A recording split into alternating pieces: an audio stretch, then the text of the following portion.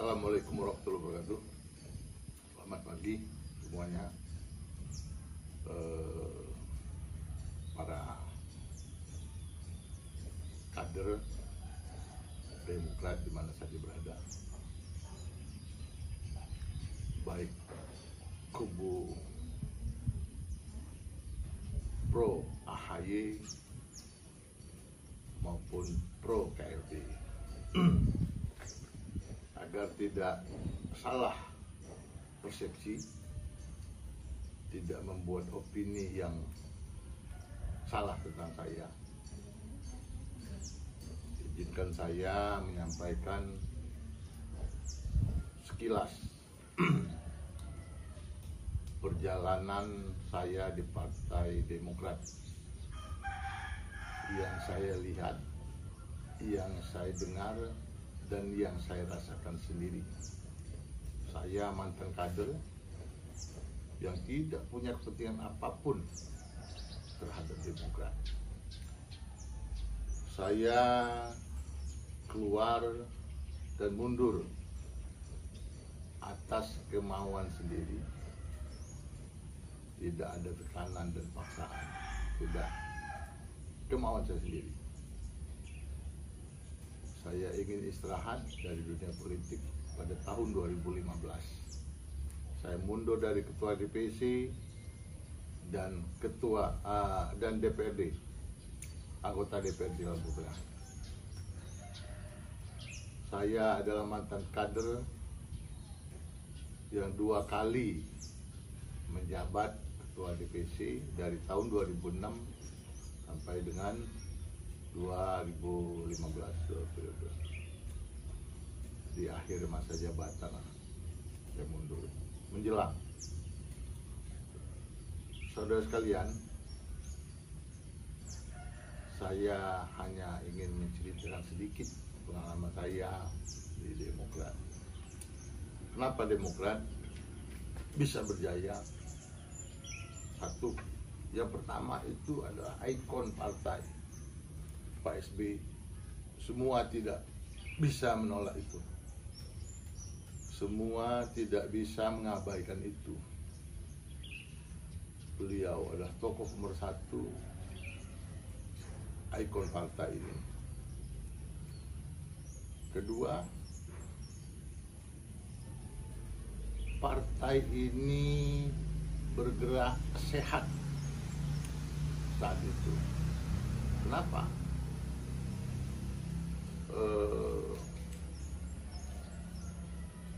Karena jantungnya bergerak, dipacu, ya.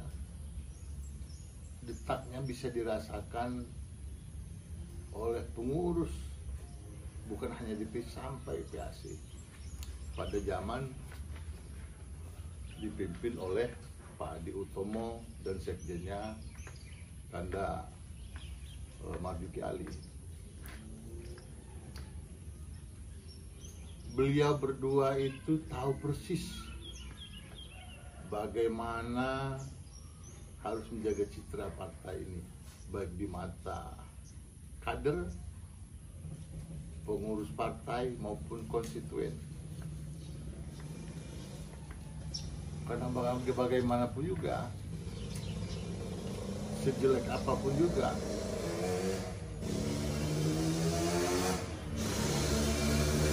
sebetulnya partai itu perlu orang banyak.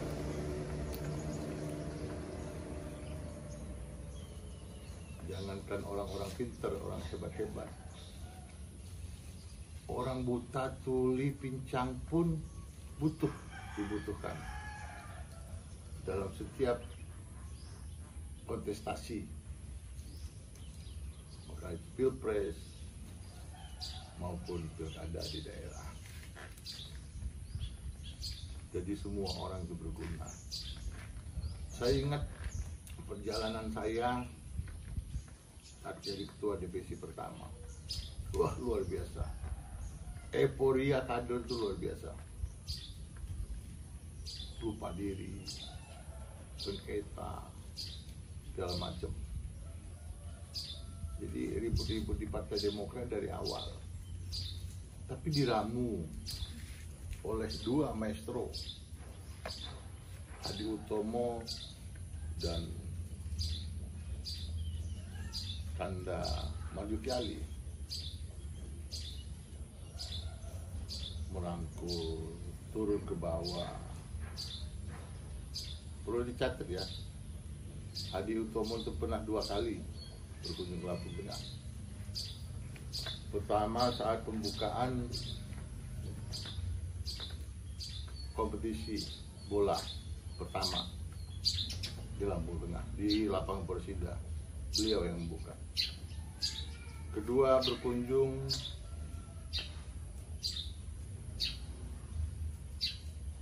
pada bulan Ramadan, walaupun mampir dia sebentar di posko Ramadan di pinggir jalan dekat Tugu Pepadun kalau sekarang.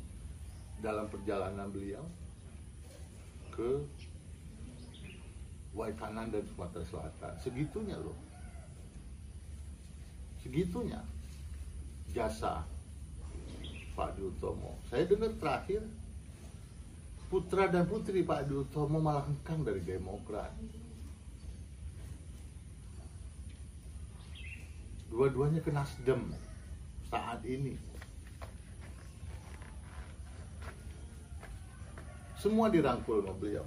Konflik Lampung itu sangat panjang sekali. Saya ingat beliau berapa puluh kali turun ke Lampung. Padahal saya cukup kesel juga. Ya Mbok Yo dipecat lah, biar gak tahu. Tapi beliau benar merangkul. Kenapa? Karena partai butuh orang ramai. Butuh orang ramai. Itu zaman Thomas ya.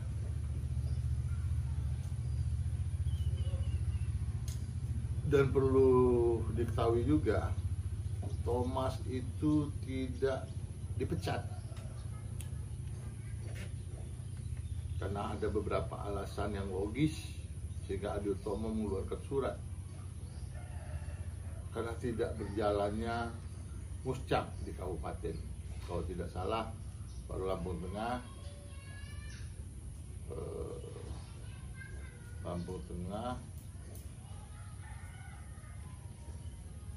Lampung Selatan, Lampung Timur dan jalan sama Tanggamus, Kang Hajid. Lampung Timur itu pun tidak ter-SK-kan karena pada saat itu Haji Bambang sebagai ketua lama digantikan oleh Yandri Nasir. Yandri Nasir, sekretarisnya Saiful Buhari yang sudah dibuang partai sekarang ini, mantan Bupati Lampung Timur. Sehingga perlu dibuatlah surat menunjuk Peter sebagai pelaksana muscap. Pelaksana muscap, bukan pelaksana ketua DPD. Pelaksana muscap untuk melaksanakan muscap di Provinsi Lampung. Bunyi petikan.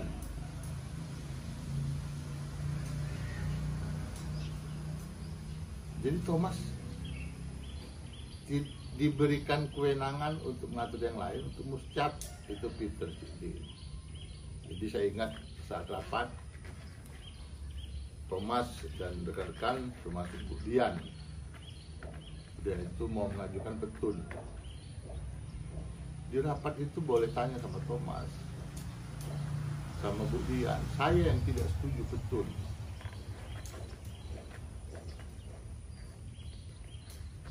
Karena begitu eloknya SK itu, mungkin agar tidak terlalu kisruh, tidak terdengar keluar, sehingga Thomas itu tidak diberhentikan. Bunyi petikan setelah usai muscap seluruhnya, semua kewenangan dan hak itu dikembalikan lagi ke Thomas. Itu elok kan? Dua maestro ini mendesain, ya.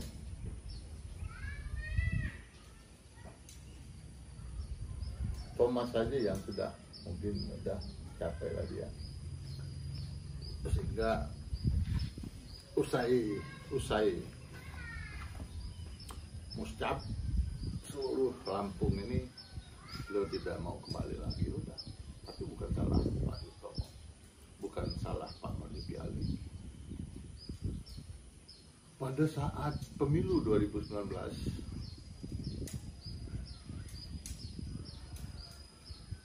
itu sangat intens komunikasi DPC ini, baik kepada Ketua Bapilu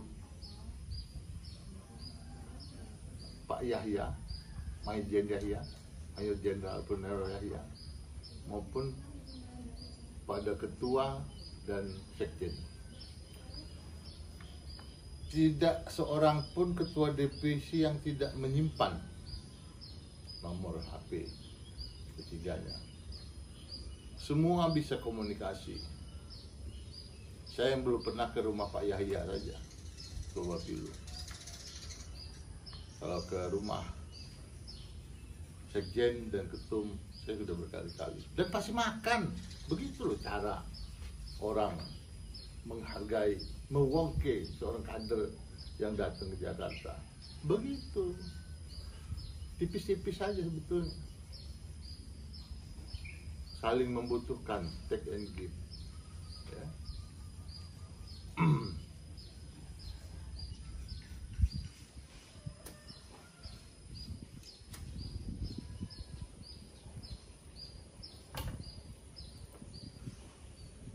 Sehingga pemilu 2019 Demokrat menang telak. Kenapa? Manajemen partai jalan.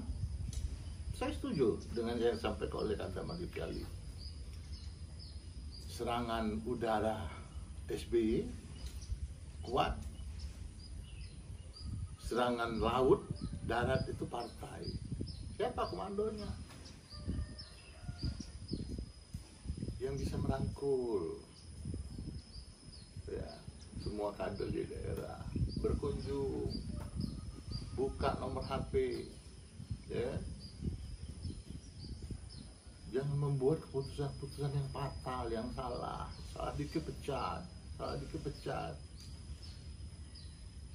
Anda mau jadi presiden apa mau jadi Fir'aun? Hah? Itu loh. Maka saya mundur, di partai nggak sehat. Saya ingat euforia. Ketua DPD dari Peter sudah digantikan oleh Bang Jul. Bang Jul itu menjelang, artinya kemenangan itu boleh dikatakan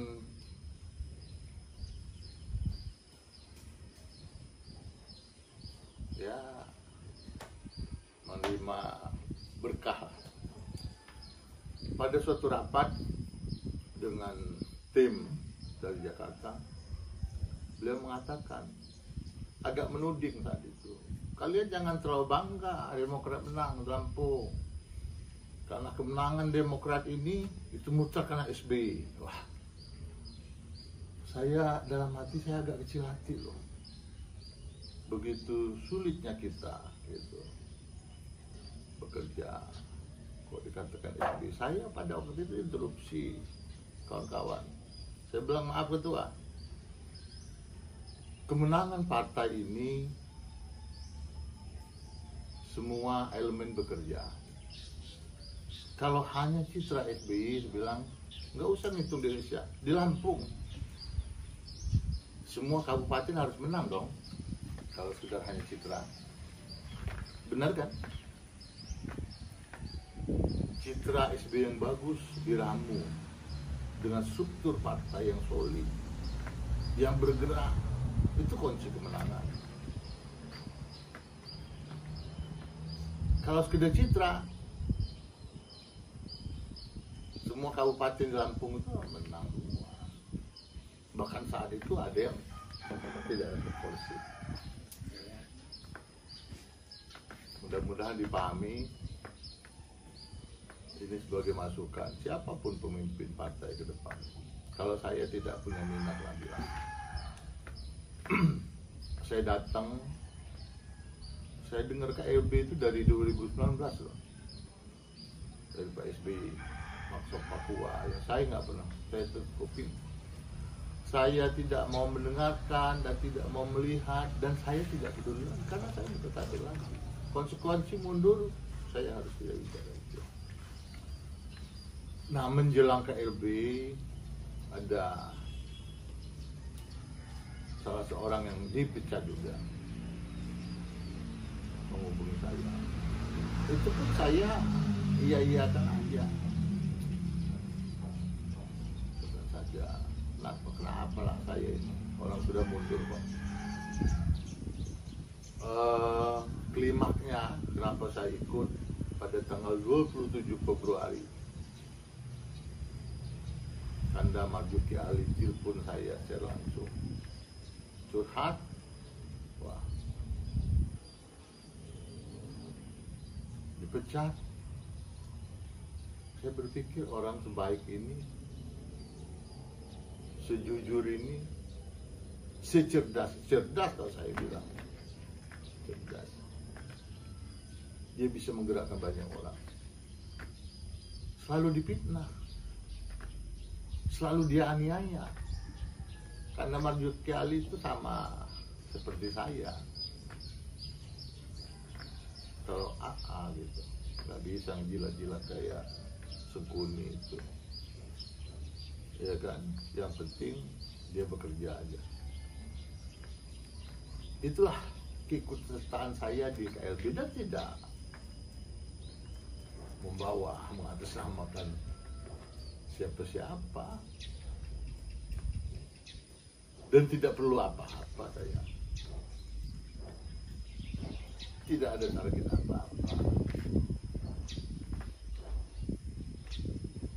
Catat ya, itu loh, saya bukan seperti kalian yang gila jabatan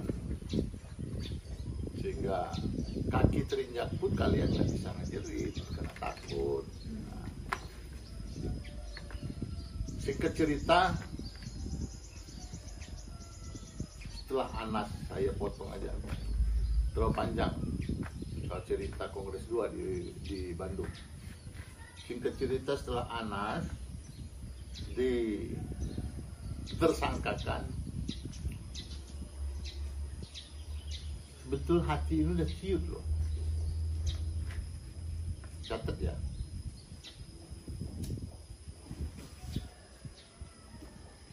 Nurani saya tidak terima. Busuk mulut saya kalau saya bohong. Saya sudah ngomong sama istri saya. Apa saya mundur aja ya? Ini partai tidak sehat lagi. Istri saya yang mencegah. Munafik saya kalau saya bohong. Jangan dululah, masih banyak orang-orang kita yang butuh perlindungan. Itu maksud saya, masih bertahan. Tibalah Kongres di Bali. Kongres di Bali.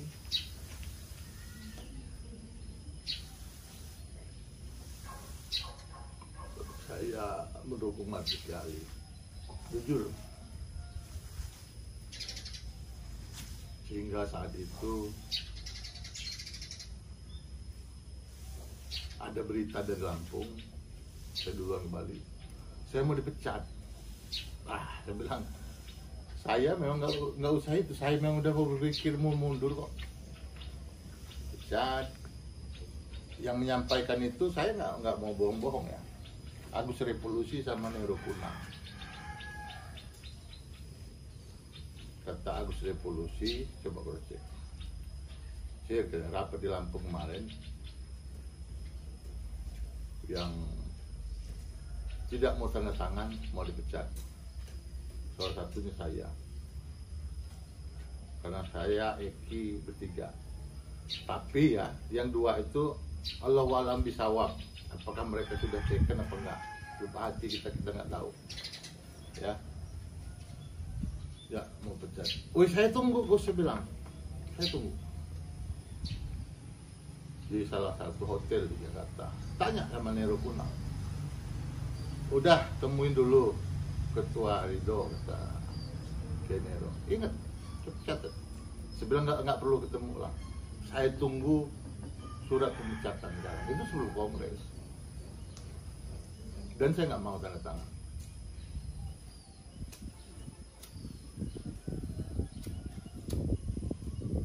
Banyak kejadian yang nggak saya sampaikan di sini.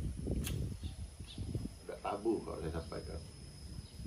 Seusai pulang dari kongres ada 2 bulan saya tidak pernah koordinasi dengan Dido Picato sebagai ketua DPD. Saya sudah nunggu benar dipecat, ikhlas, tidak ada pemberontakan kalau saya dipecat.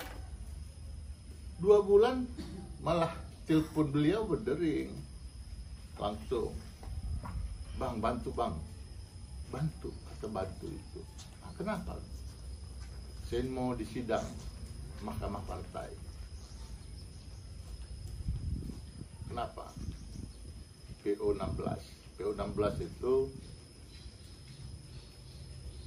yang bunyinya bahwa incumbent itu ditempatkan nomor 1, nomor 2 pada penyusunan caleg. Hartanto Lojaya CS itu tidak terima, mengadukan ke Mahkamah Partai. Sehingga berangkatlah, semua DPC berangkat. Berangkat jam 11 malam ketemu Syarif Hasan di kantor DPP. Ada Herianto juga, semua berangkat, Imir sama semua ke Lampung, termasuk Yusuf Kohar ada di situ. Itulah orang didelegasikan tidak tepat. Jangankan semua mau kenal dengan semua DPC, satu DPC pun beliau tidak kenal. Saat di lobi di kantor, selfie kami bawa. Setelah itu dia nanya, dari mana ini? Dari Lampung. Kok ramai betul? Ya DPC. Wah, marah beliau. Marah.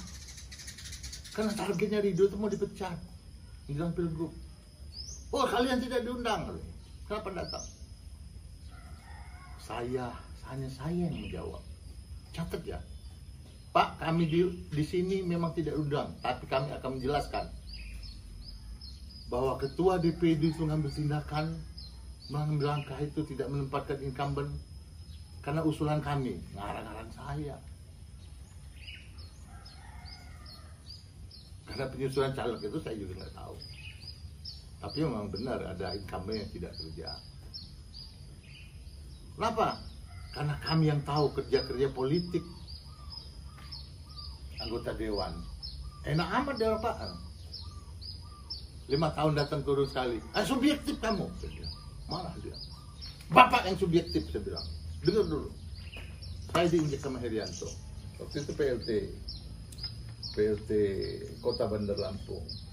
Sehingga teman-teman sekalian terbukti apa yang saya sampaikan.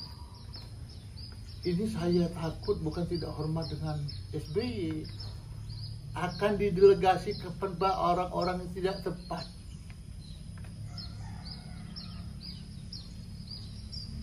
Orang-orang yang tidak mengerti marwah partai dan marwah kader. Kader tidak perlu dikasih uang, dikasih senyum, disapa, disemangati, semua bisa, sudah cukup itu. Sehingga beliau, kita cerita, yang akan memimpin rapat malam itu tidak ada. Saat rapat itu dipimpin oleh Majin apa Legend, Suara Marabesi apa, karena orang Papua saya lupa, dan banyak petinggi-petinggi partai itu. Hanya berdua aja yang ngomong, Yusuf Kohar dengan Murad dari Lampung Tengah. Saya tetap kukuh dengan apa yang saya sampaikan dengan Pak Syarif Hasan tadi. Tapi kalau Yusuf Kohar itu sampai Suhaidi Marabesi itu sampai gemeter. Karena emosinya luar biasa Yusuf Kohar. Gemeter. kemudian tidak pada konteksnya, karena beliau juga di samping itu dia melupakan sakit hatinya itulah, karena beliau mencalonkan jadi anggota DPR, beliau tidak dapat nomor kalian, sehingga beliau ngotot, apalah kurang saya Lemhanas segala macem, suruh berhenti, tapi beliau masih ngoceh. Hanya 2 orang yang ngomong. Nah, Wadi Marabesi sampai gemeter, catat siapa nih, catat, nanti di sidang beliau, ya, di perjalanan sekalian, itu kepentingan pilgub, nah, ya, racunnya pemilu 2014 saat pendaftaran Ridho itu belum bawa surat rekomendasi, teman-teman, belum, maaf, agak terputus tadi, ada telepon masuk, lupa saya silent. Saya lanjut. Rekomendasi itu belum dikeluarkan, ada rencana lain selain itu rahasia.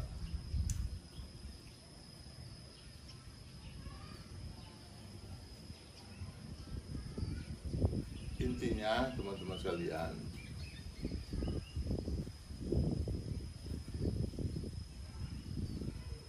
partai ini perlu motor penggerak, tidak perlu pintar, tidak perlu hebat,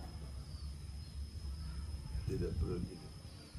Perlu orang yang bisa merangkul sekalian, sehingga detak jantung itu terasa sampai ke daerah, ya, terasa sampai ke daerah. Komunikasi itu jalan 2 arah, itu aja.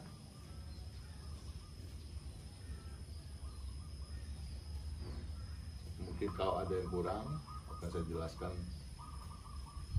pada episode berikutnya, gitu ya. Tapi yang pasti saya ingin menyampaikan selamat berkompetisi.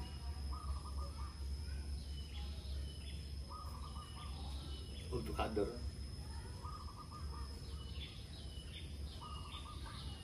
seandainya memang goal KLB itu untuk perbaikan partai, kalau tidak goal itu untuk kalian juga. Minimal AHY sudah bisa menata diri, itu loh, untuk perbaikan juga. AHY kalau berhasil, Anda jadi orang juga. Kalau saya nggak ada kepentingan kok, ya, kehadiran saya di KLB sebagai simpatisan yang punya empati kepada teman saja, teman yang teraniaya, itu aja. Assalamualaikum warahmatullahi wabarakatuh. Selamat pagi.